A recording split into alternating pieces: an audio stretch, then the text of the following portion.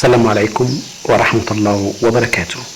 حرف الكي ينطق وأيضا لا ينطق.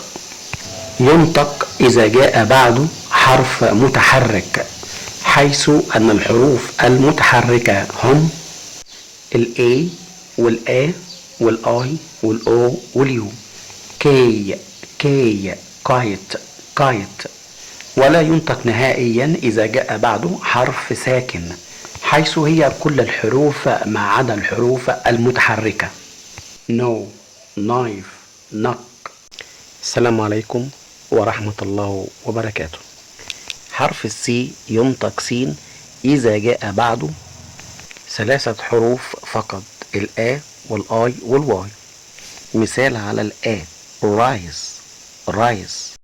مثال على الآي سيتي سيتي. مثال على الواي باسكال باسكال. السلام عليكم ورحمة الله وبركاته.